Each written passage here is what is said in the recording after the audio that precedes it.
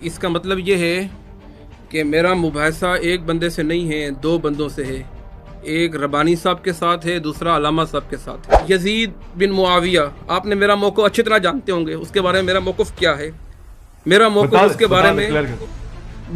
بارے میں کوئی عظمتوں رفتوں والا موقف نہیں ہے۔ میرا موقف وہ ہے جو جمہور اہل السنہ والجماعت کا موقف ہے کہ میرے سے اللہ یہ نہیں پوچھیں گے، اور نہ میں نے اس کی کئی عظمتیں بیان کرنی ہے کہ وہ بہت بڑا متقی تھا، کوئی نیک تھا، کوئی صالح تھا، کوئی ٹھیک ہے نا۔ اس کے دور میں ایک گناہ ہوا، حکومت تو اس کی تھی، گناہ ہوا، ایک قتل ہوا، اگرچہ عبید ابن زیاد اس قتل کا مجرم تھا، اگرچہ وہ مجرم تھے جنہوں نے کوفہ کے اندر بلا کر غداری کی، اگرچہ وہ مجرم تھے جنہوں نے دروازے بند کر دیے، امام حسین پکارتے رہے، بڑے مجرم تو وہ تھے نا جنہوں نے خطوط کے خطوط لکھے۔ طلقاء کی براتی، کیا اس میں بنو امیہ کے لیے کہا کہ طلقاء ہے؟ کس کے لیے کہا؟ یہ آپ نے کیسے اخذ کر لیا کہ بنو امیہ کے لیے کہا؟ کیا قریش میں فتح مکہ کے موقع پر کیا یہی رہتے تھے؟ یہ کیسے اخذ کر لیا؟ کیا اگر کسی ایک نے لکھ دیا؟ اور یاد رکھیں ربانی صاحب، تاریخ نے بڑا ظلم کیا ہے، اور ہم تاریخ پر اتنا اعتبار کرتے ہیں، اللہ معاف کرے، اتنا بعض لوگ اعتبار کرتے ہیں، نعوذ باللہ، اتنا قرآن پہ بھی نہیں کر رہے۔ اب ایک طرف اسلام ہے اور ایک طرف جو ہے وہ اسلام کی دشمن قوتیں ہیں، ٹھیک ہے۔ اب جب دشمن قوتوں کو ہم سامنے رکھیں گے تو ان قوتوں میں ایک قوت بنو امیہ کی بھی سامنے آتی ہے۔ تو میرا یہ سوال ہے عالم اسلام پر کہ وہ خانوادہ جو مسلسل رسول اللہ کے مد مقابل رہا، اچھا مجھے یہ بتائیں، اگر کوئی رسول سے آ کے جنگ لڑے گا تو کیا وہ جنگ لڑنے والا رسول اللہ کو اذیت نہیں پہنچا رہا؟ رسول اللہ صلی اللہ علیہ وآلہ وسلم کے جو جانثار ہیں، جو ان کے سامنے ایڑیاں رگڑ رگڑ کے شہید ہو رہے ہیں، کہ ان شہید ہونے والوں کا دکھ رسول کے دل میں نہیں ہے؟ کیا رسول کا دل رنجیدہ نہیں ہوا ان شہداء کے لیے؟ اور پھر جب رنجیدہ ہوا تو ان شہداء کے قاتل کے لیے رسول اللہ کے دل میں نفرت نہیں ہوئی، نفرت نہیں آئی؟ یہ وہ سوال ہیں کہ جس کو اب چھوڑ دیں، قرآن حدیث ساروں کو چھوڑ دیں، اب ذرا فطرت کو بھی سامنے رکھیں۔ اسلام دین فطرت ہے، اسلام کبھی بھی ایسی چیزوں کا حکم نہیں دیتا۔ آپ بات کیجئے گا، جب بات کیجئے گا، جب آپ کی باری ہے، کہ میں نے آپ کی باری میں نہیں بولا نا، آپ بھی خاموشی سے سنیں، جب آپ کا ٹائم ہے آپ بھی بولیے گا، میں چپ کر کے سنوں گا۔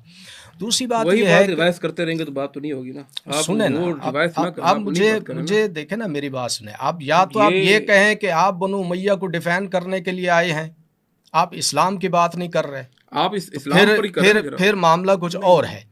میں اس وقت سوال کریں، آپ اسی بات کو روایت کر اسلام کے خلاف لڑتے رہے، اسلام کے خلاف لڑتے رہے، اور میں نے اتنا کہا کہ انہوں نے اسلام کو اتنا فائدہ پہنچایا۔ کیا فائدہ پہنچایا؟ مجھے یہ بتائیں کہ فتوحات کس نے کی؟ فتوحات سے اسلام پوری دنیا تک اسلام کس نے پہنچایا؟ فائدہ، اچھا جہاں انہوں نے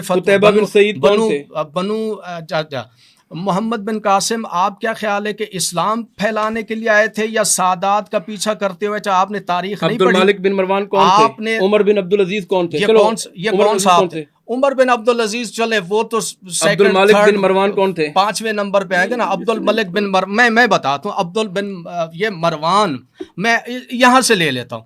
جب مجھے یہ بتائیں، انہوں نے ایک کارنامہ اور بھی سن لیجئے گا، خلیفہ ثالث حضرت عثمان کے دور میں جب اللہ کے رسول نے مروان اور اس کے باپ حکم کو مدینہ بدر کیا، نکال دیا، کہا یہ مدینے میں نظر آئے تو اس کو مار دینا، یہ تاریخی حقائق ہے، اس سے کہاں منہ موڑو گے؟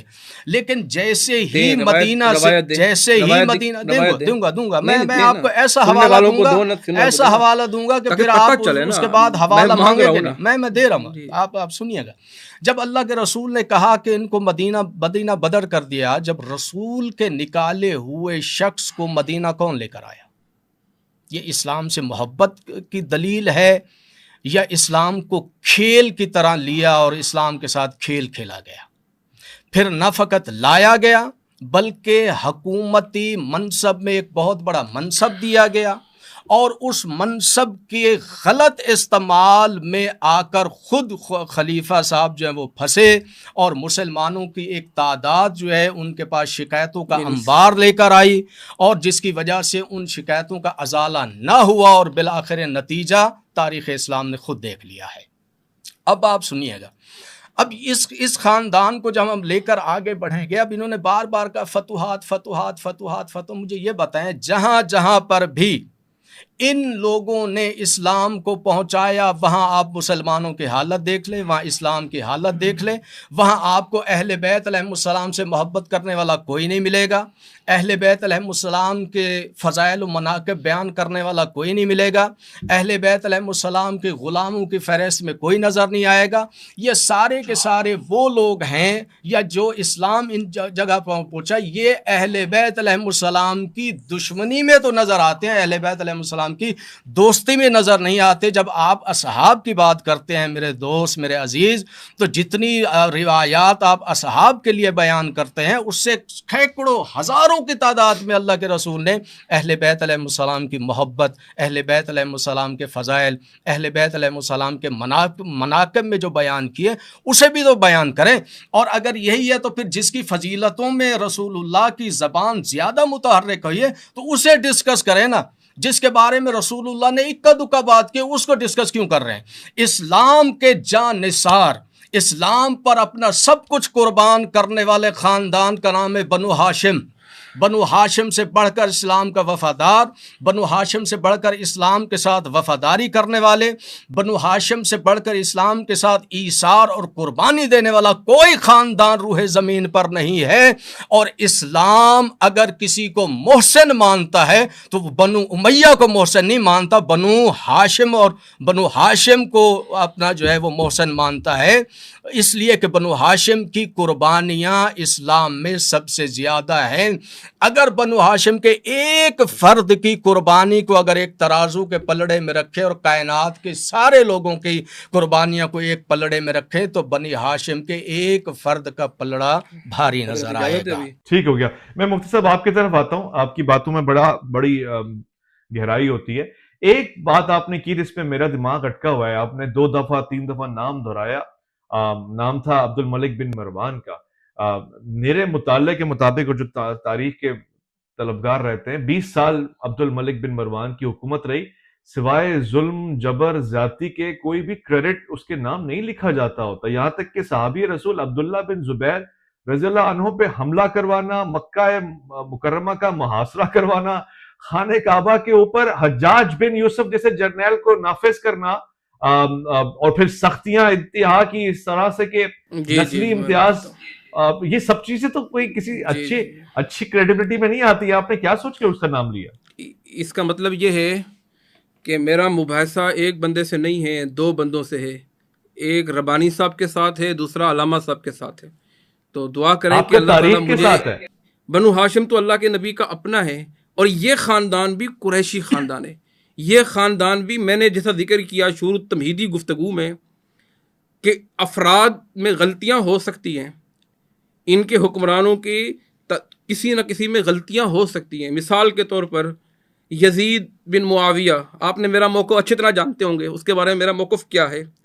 میرا موقف اس کے بارے میں، اگرچہ وہ مجرم تھے جنہوں نے کوفہ کے اندر بلا کر غداری کی، اگرچہ وہ مجرم تھے جنہوں نے دروازے بند کر دیے، امام حسین پکارتے رہے، بڑے مجرم تو وہ تھے نا جنہوں نے خطوط کے خطوط لکھے، بڑے مجرم تو وہ تھے، لیکن حضرت حسین کا قتل، ان کی شہادت کا ہونا، یہ کوئی چھوٹا کارنامہ، چھوٹا عمل تھوڑی ہے، یہ تو بہت بڑا وہ ہوا کہ نبی علیہ السلام کا بیٹا۔